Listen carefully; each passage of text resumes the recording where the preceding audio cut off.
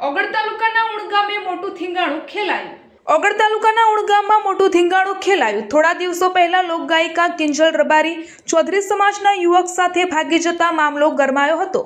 ત્યારબાદ ભાભર તાલુકાના રૂની ગામની ચૌધરી સમાજની દીકરી 2 વર્ષ અગાઉ ઉણ ગામના રબારી સમાજના યુવાન સાથે ભાગી જતા સમગ્ર પથકનો મામલો હિબકે ચડ્યો હતો.